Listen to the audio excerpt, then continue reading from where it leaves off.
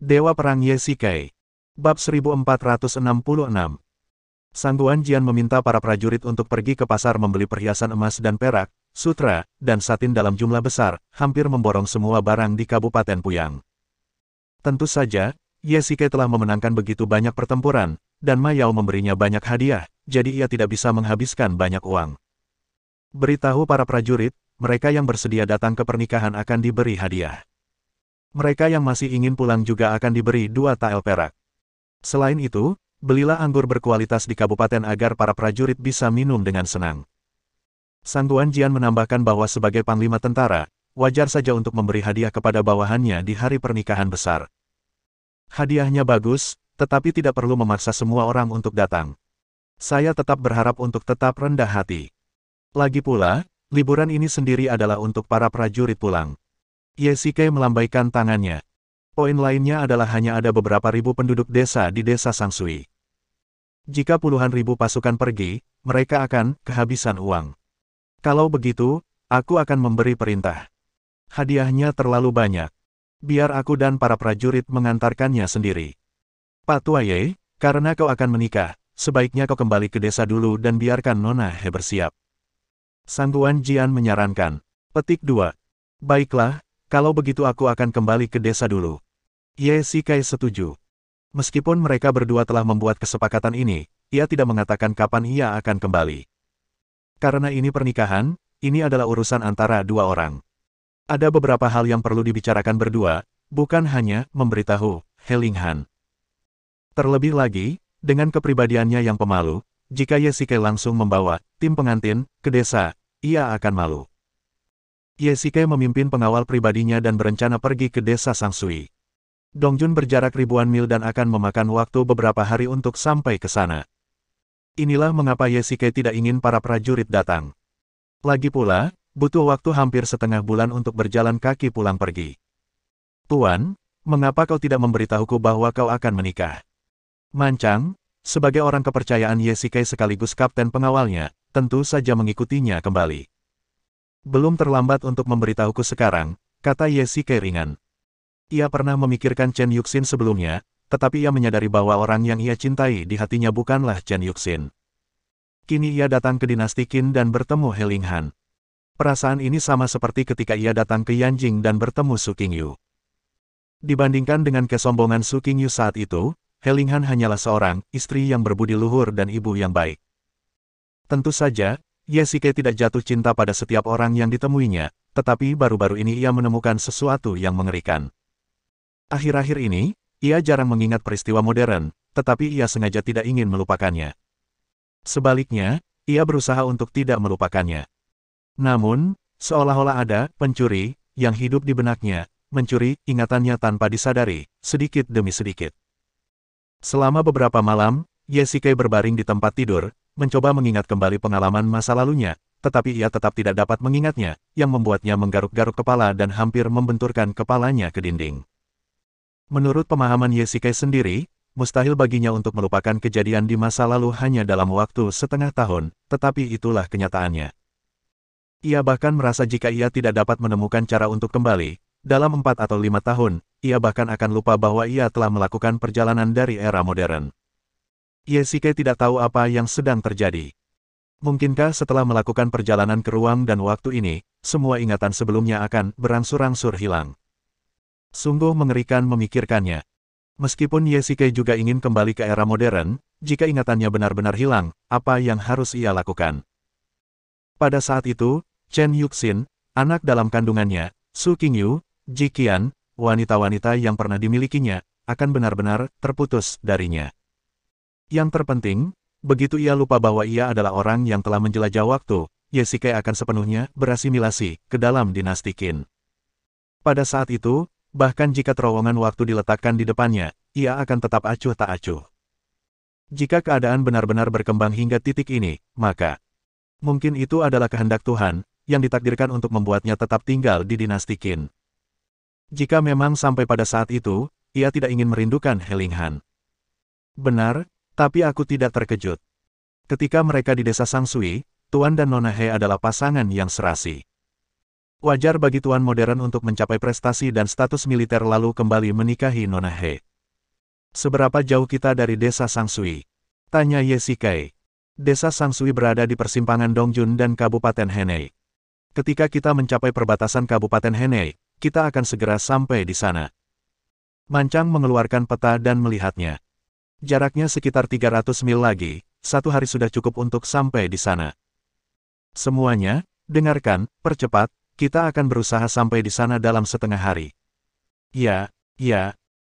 Desa Sangsui. Sudah lama sejak aku kembali ke desa, dan Ye Shikai masih merindukannya. Sekarang sudah siang, dan sebagian besar penduduk desa telah pergi bertani, hanya menyisakan beberapa perempuan dan anak-anak di desa. Siapa yang datang? Tiba-tiba, sekelompok tentara datang. Dilihat dari postur mereka pasti garnisun di dekat sini. Kalau dipikir-pikir, 7 atau 8 bulan yang lalu, dia dan Sang Guanjian juga salah satu dari mereka. Berani, dia adalah perwira militer kantor letnan kabupaten di Dongjun, dan jenderal sayap yang ditunjuk oleh istana. Bahkan Han yang sekarang, letnan kabupaten Hanoi, harus memberinya sedikit rasa hormat. Mancang berteriak keras, dan para prajurit di depannya saling memandang dengan panik. Jadi Anda, Tuan, sayalah yang tidak mengenali orang hebat itu. Mohon maafkan saya. Para prajurit segera meletakkan senjata mereka dan berkata dengan hormat. Lupakan saja, mereka juga sedang menjalankan tugas mereka. Mancang, jangan mempersulit mereka. Ye Shikai melambaikan tangannya, kalian terus berpatroli, dan laporkan kepada saya jika ada yang tidak biasa. Baik, terima kasih, Tuan. Terima kasih, Tuan. Ayo, kita masuk ke desa. Ye Shikai mengangkat cambuknya dan memimpin semua orang ke desa Sangsui. Lihat, bukankah ini Jenderal Ye? Ya, kudengar dia dipindahkan ke Dongjun dan diberi penghargaan. Tentu saja, Jenderal Ye adalah seorang prajurit terkenal di desa kami. Dia mengalahkan suku serigala di perbatasan dan tentu saja diberi penghargaan. Lalu apa yang dia lakukan kembali? Aku tidak tahu, tapi kudengar dia sangat akrab dengan gadis dari keluarga He, mungkin dia akan menemukannya. Beberapa wanita tua di desa melihat Ye Shikai kembali ke desa bersama sekelompok orang, dan mereka sangat penasaran, lalu berkumpul untuk mengobrol dengan riang. Tuan, kembalilah menemui Nona He dulu. Aku akan menemui ketiga tetua di desa dulu. Pernikahanmu adalah acara besar. Tidak semua prajurit bisa datang, tetapi desa harus mengadakan perayaan yang meriah, kata Mancang. Baiklah, aku bisa pulang sendiri. Ye Shikai awalnya berencana untuk melakukannya. Setelah mengatakan ini, ia turun dari kudanya dan berjalan menuju rumah Helinghan. Bab 1467. Ye Shikai pulang dengan penuh kemenangan kali ini. Sebagai seorang jenderal negara Qin, ia kembali untuk menikahi Helinghan. Ini sungguh merupakan hal yang sangat mulia, terutama karena banyak orang di desa mengenal Ye Shikai. 7 atau 8 bulan yang lalu, ia hanyalah seorang prajurit biasa, dan kemudian ia hanyalah seorang kepala desa. Setelah mengalami perang besar dengan suku serigala, ia dipromosikan hingga menjadi jenderal, kapten 1000 prajurit, dan seorang perwira militer. Hei, bukankah dia ada di rumah? Ye Shikai menuntun kudanya ke pintu rumah Helinghan. Tidak ada seorang pun di halaman, tetapi dia mungkin ada di dalam rumah. Ye Shikai mengikat kuda perangnya ke pintu dan langsung masuk. Ia mendorong pintu kayu ruangan itu hingga terbuka. Helinghan sedang memasak di dapur. Klak. Helinghan berbalik dan melihat Ye Shikai.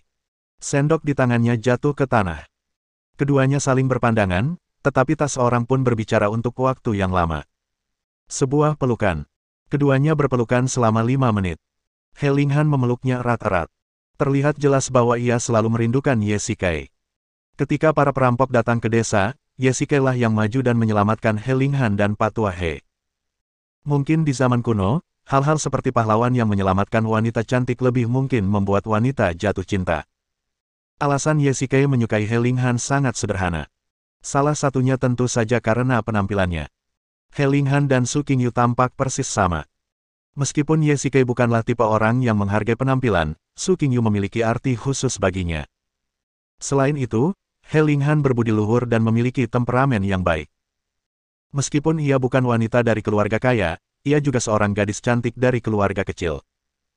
Ada banyak pria yang datang ke keluarga He untuk melamar sebelumnya, tetapi beberapa ditolak oleh Patua He, dan beberapa ditolak oleh Helinghan sendiri.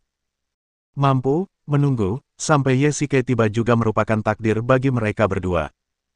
Linger, ingat apa yang kukatakan terakhir kali. Ye Shike langsung ke intinya dan dengan lembut menyentuh ujung hidungnya. Tuan, jangan bercanda. He Linghan tiba-tiba berbalik, wajahnya memerah hingga telinganya. Sepertinya, dia masih ingat perjanjian di antara mereka. Wah, sudah terlambat bagimu untuk menyesalinya sekarang. Ye Shike menjentikkan kepalanya. Pesta pernikahanku akan segera tiba. Tuan, kenapa kau tidak memberitahuku bahwa kau sudah kembali? Lagi pula, wanita di zaman dulu masih sangat konservatif. Meskipun He Linghan sangat menginginkan Ye Shike kembali untuk menikah secara tiba-tiba, dia pasti langsung mendapat penolakan, atau dengan kata lain, dia butuh waktu untuk menerimanya. Belum terlambat bagiku untuk memberitahumu sekarang. Ye Shike menggenggam tangan kecilnya dan kembali duduk. Linger, karena aku sudah bilang akan menikahimu saat kita bertemu lagi nanti, aku pasti tidak akan mengingkari janjiku.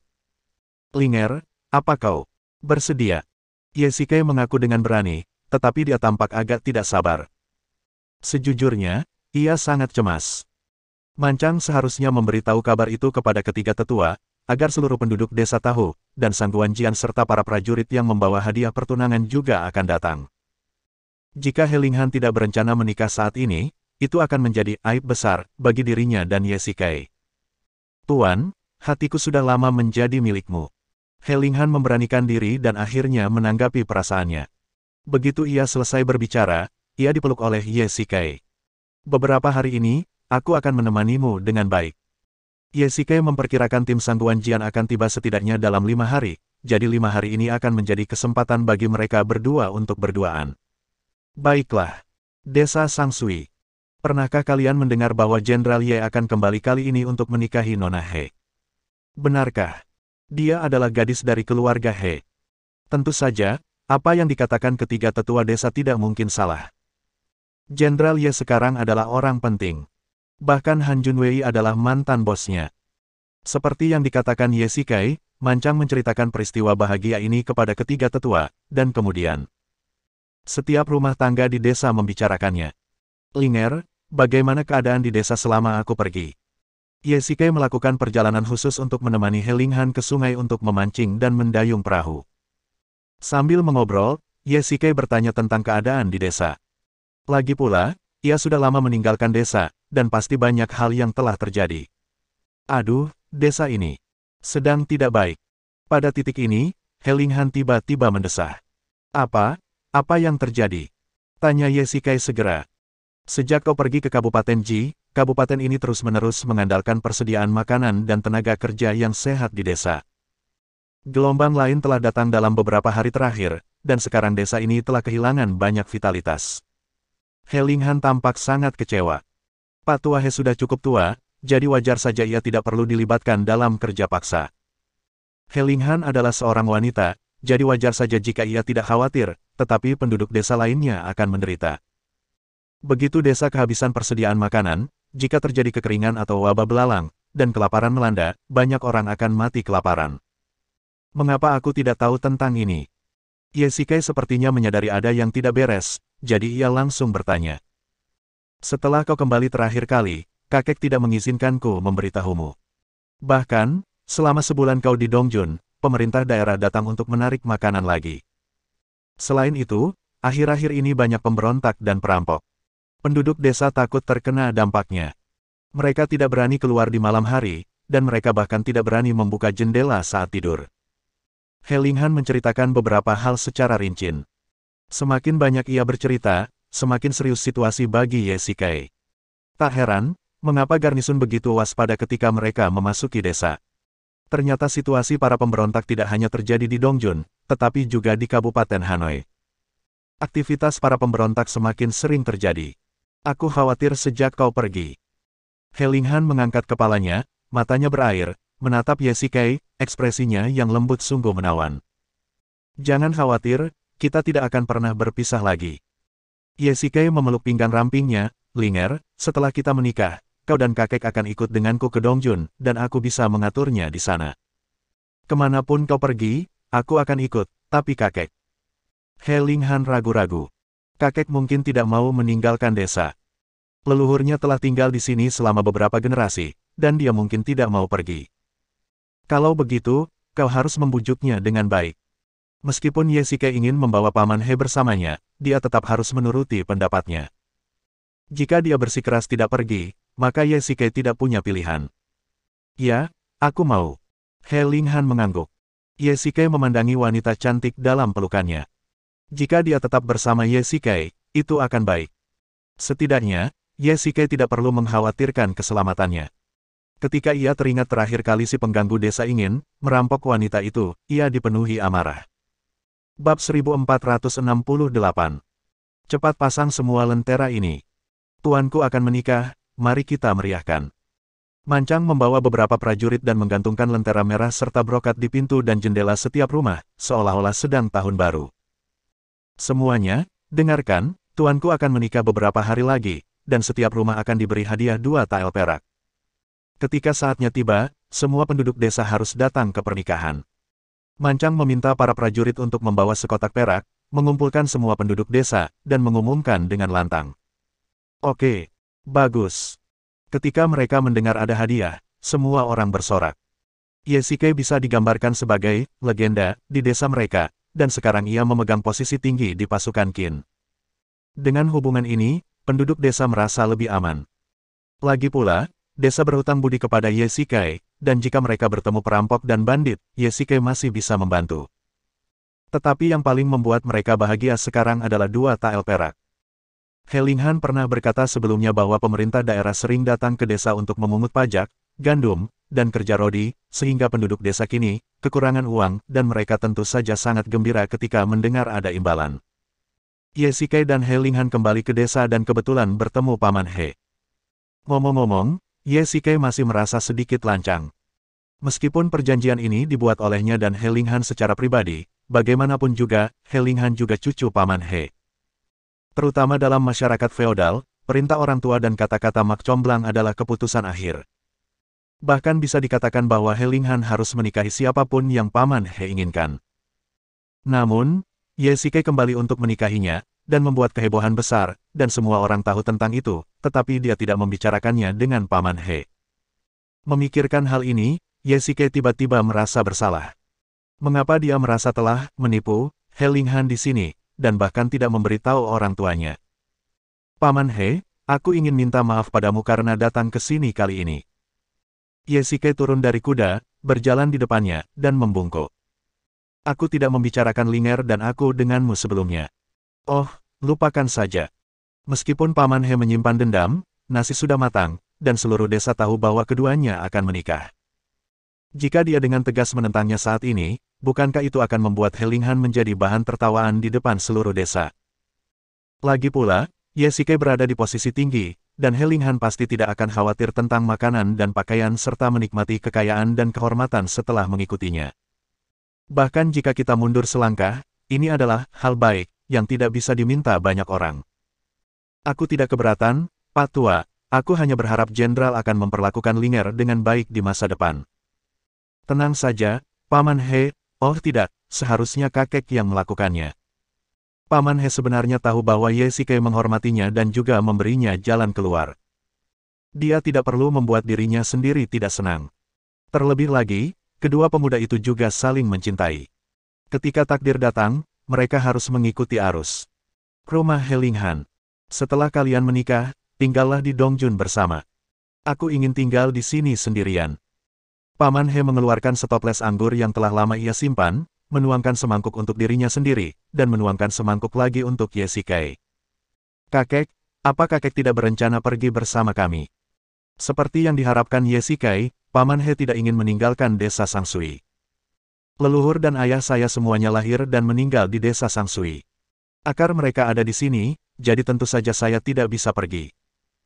Lagi pula, saya telah tinggal di sini selama lebih dari 60 tahun, dan saya tidak terbiasa keluar rumah. Kakek tidak perlu mengkhawatirkan saya. Paman He menyesap anggur, menyipitkan mata, dan melambaikan tangannya. Kakek, aku masih berharap kakek bisa memikirkannya. Jika kakek tinggal di desa sendirian, Linger dan aku akan khawatir. Haha, Jenderal, jangan remehkan orang tua itu. Waktu seusiamu, mudah bagiku mendaki gunung untuk melawan serigala sendirian. Kalau 30 tahun yang lalu, asalkan penjahat-penjahat di luar desa itu datang, aku pasti akan membiarkan mereka pergi tanpa kembali. Paman He tiba-tiba tertawa, dengan sedikit keengganan dalam tawanya. Waktu memang tak mengenal ampun. Aku ingat ketika Ye Shikai pertama kali datang ke dinasti Qin, ia melihat beberapa perampok dan bandit menjatuhkan Paman He ke tanah. Jika seorang anggota keluarga dalam bahaya, hal yang paling menyakitkan adalah merasa tak berdaya. Larut malam, Ye Shikai mengajak para penjaga berjalan-jalan di sekitar desa. Benar saja, persis seperti yang dikatakan He Linghan.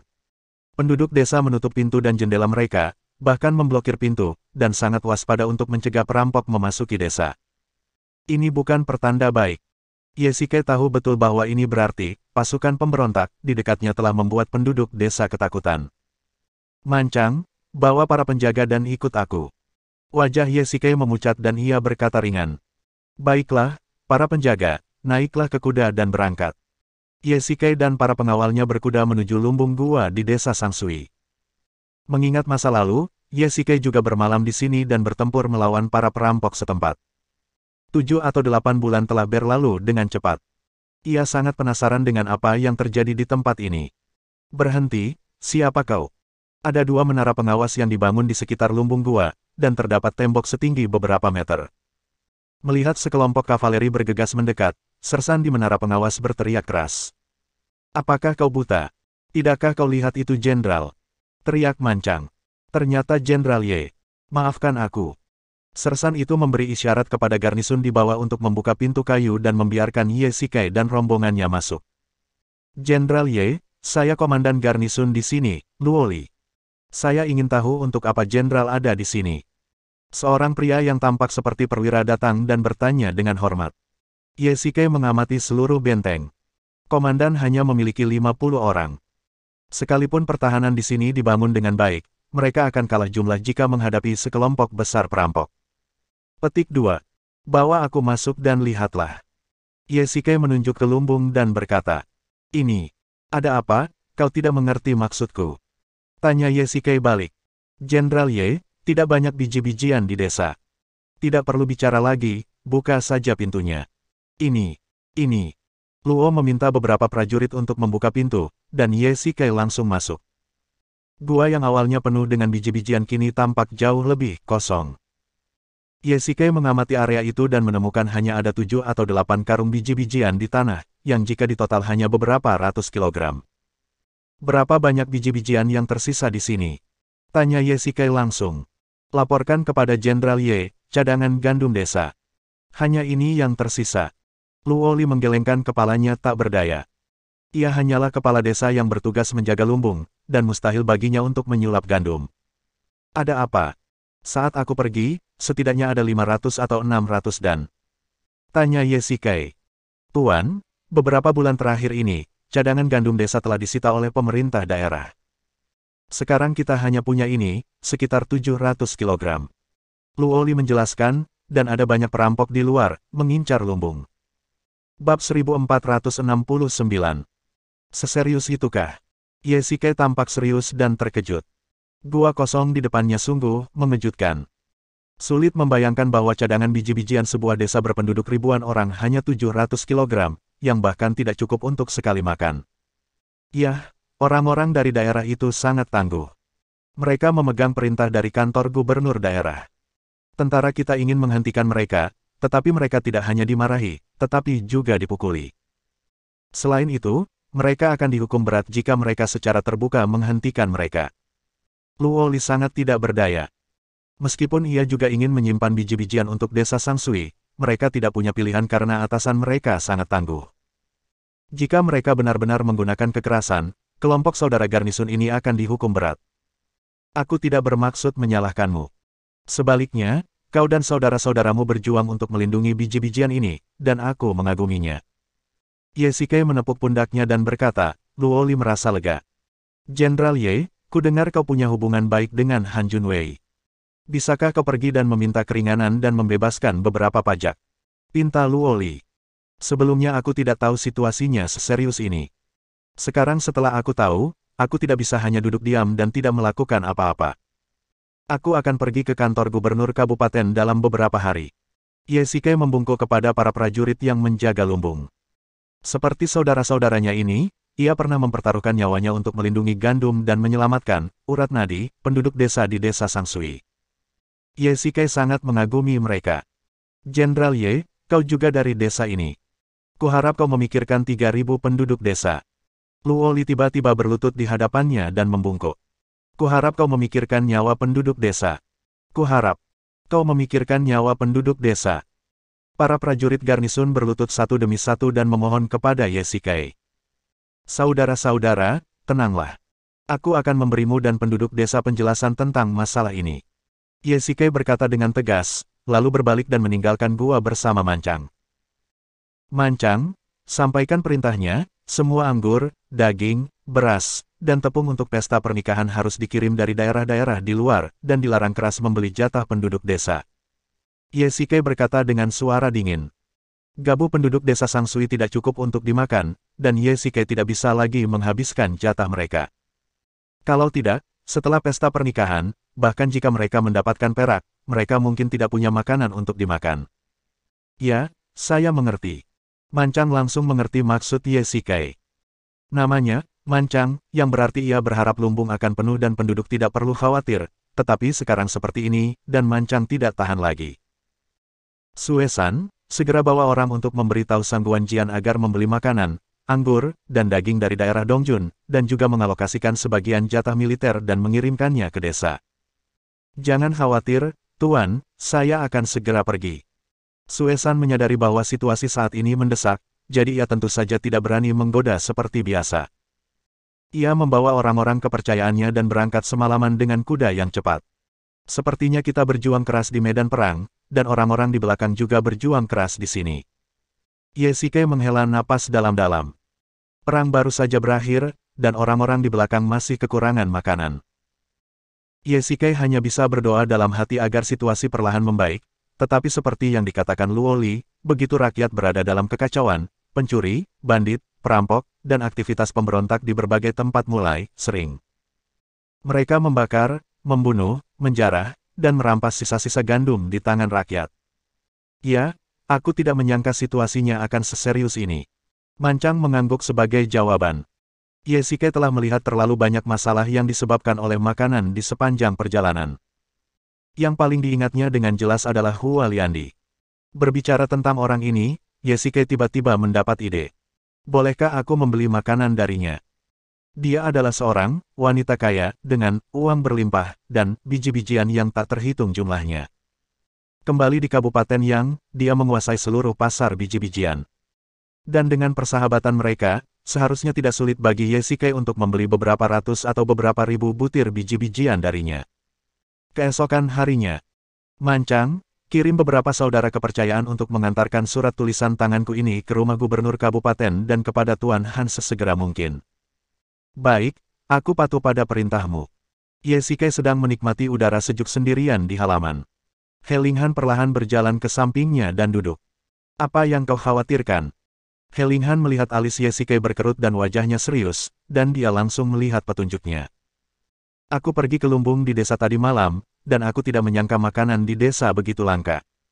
Linger, mengapa kau tidak menulis surat untuk memberitahuku?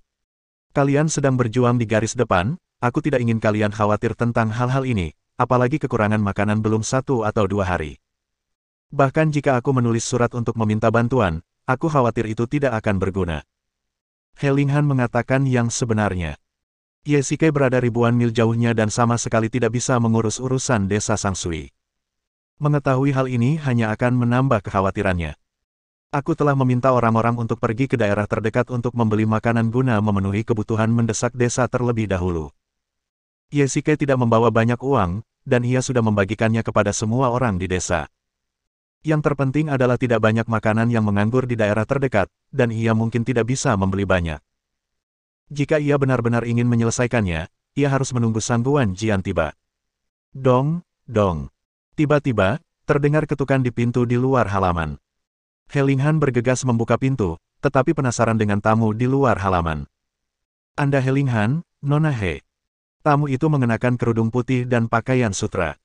Ia jelas seorang orang kaya, dan sangat berbeda dengan penduduk desa. Tentu saja, Meskipun tamu itu tidak berbicara, Yesikai dapat mengenalinya sekilas. Tamu itu adalah Hua Liandi. Permisi, siapa Anda, Nona muda? Saya teman baik Jenderal Ye. Saya dengar beliau akan segera menikah, jadi saya datang ke sini untuk memberi selamat kepadanya, kata Hua Liandi ringan. Begitu. Silakan masuk. He Linghan dengan hangat menyambut Hua Liandi. Ketika Yesikai melihat tamu itu, ia langsung berdiri dari kursinya. Hua Liandi melepas kerudungnya dan berjalan langsung menghampiri. Kalian mengobrol dulu. Saya akan masuk dan membuat teh. Hua Liandi, kenapa kau di sini? Yesikai sangat gembira melihat tamu itu.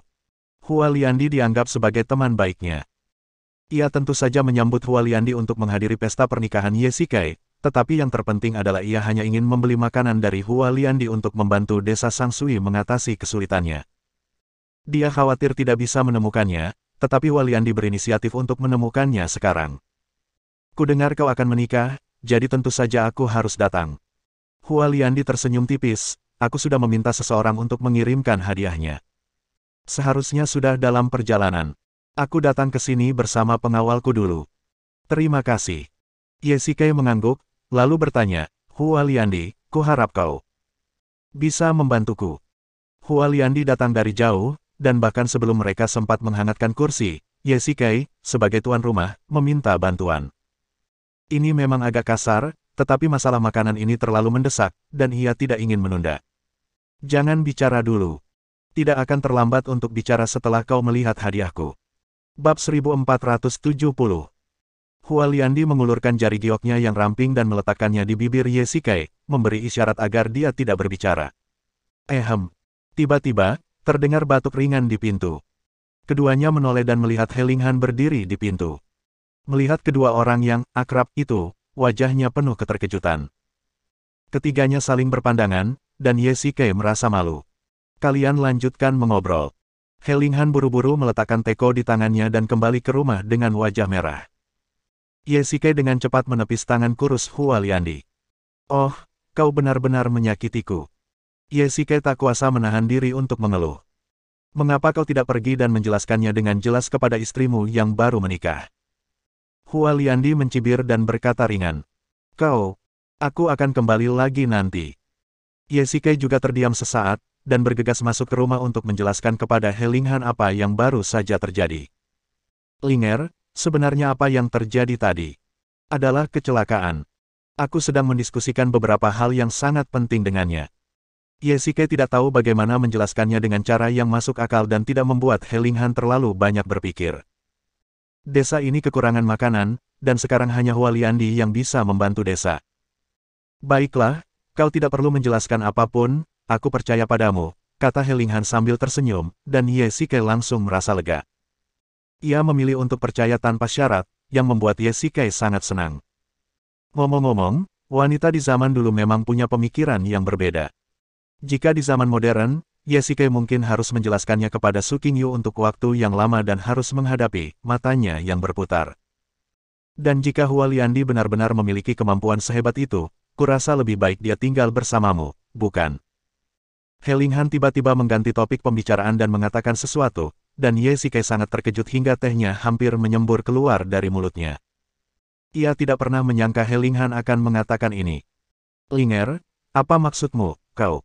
Marah. Yesikai mengira He Linghan masih diam-diam marah, kalau tidak, bagaimana mungkin seorang wanita membujuk suaminya untuk menerima wanita lain? Tentu saja tidak, tapi bukankah kau bilang Hua Liandi orang yang sangat berkuasa? Jika dia di sisimu, dia bisa membantumu dan bahkan menyelamatkanmu saat kau tak berdaya. Sebagai istrimu, aku tentu berharap kau baik-baik saja, jadi jika dia tetap tinggal, bagaimana mungkin aku menolak?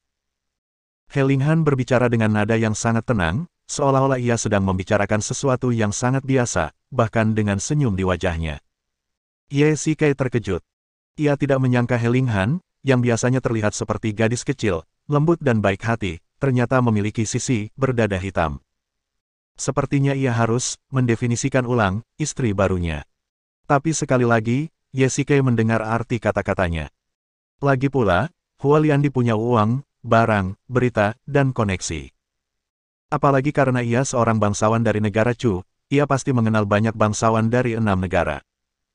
Setelah dinasti Qin menghancurkan 6 negara, meskipun para bangsawan ini telah kehilangan hak istimewa asli mereka, mereka tetaplah besar dan berkuasa.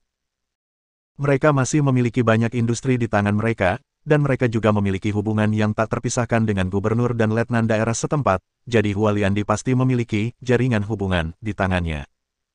Dengan kata lain, bahkan jika Ye Shikai benar-benar mengambil selir, tidak akan ada masalah. Tentu saja, dia tidak akan melakukan itu. Di malam hari. Tidak ada yang baik di desa, mohon maafkan saya, nona muda. Saat makan malam, He Linghan membawakan hidangan ke meja. Memang, di dinasti Qin, tidak ada yang enak untuk dimakan di rumah orang biasa. Bahkan banyak sayuran dan buah-buahan modern tidak ada sama sekali di era itu. Petik 2. Tidak masalah. Nona He sangat baik. Bagaimana mungkin saya tidak menyukainya? Hualiandi tersenyum tipis. Ye Shikai merasa bahwa membiarkan kedua wanita ini duduk di meja yang sama jelas merupakan kesalahan terbesar sejak datang ke dinasti Qin. Hualiandi, kondisi kehidupan di desa ini tidak terlalu baik. Apakah kamu baik-baik saja? Tanya Ye Shikai. Tidak ada hotel mewah untuk menginap di era ini. Bahkan penginapan yang didekorasi dengan indah pun ada di kota kabupaten. Bagaimana mungkin ada penginapan di dekat desa Sangsui? Kamu terlalu meremehkanku. Tentu saja, tidak masalah. Lagi pula, aku tidak punya pengalaman seperti itu di waktu-waktu biasa. Aku akan memanfaatkan pernikahanmu kali ini untuk merasakannya, kata Hualiandi ringan. He Linghan mengeluarkan daging dan anggur yang dibawa mancang dari dapur. Desa itu sedang kekurangan makanan. Ye Shikai telah memerintahkan agar ransum pengawal pribadi dilarang keras dibeli dari desa. Mereka hanya bisa dibeli di Kabupaten Heyang. Mancang membeli banyak makanan dan anggur dalam perjalanan. Dari sudut pandang ini, setidaknya He Linghan masih menyambut Hualiandi. Ye Shikai menghela napas lega dan tiba-tiba teringat bahwa Hualiandi mengatakan sore ini bahwa hadiahnya sangat istimewa. Jadi mengapa dia tidak membawa hadiah itu? Nona He, aku bersulang untukmu. Hualiandi menuangkan segelas anggur untuk dirinya sendiri, lalu menuangkan segelas lagi untuk He Linghan, sambil mendorongnya. Umumnya, tuan rumahlah yang bersulang untuk para tamu, tetapi jarang ada tamu yang berinisiatif bersulang untuk tuan rumah.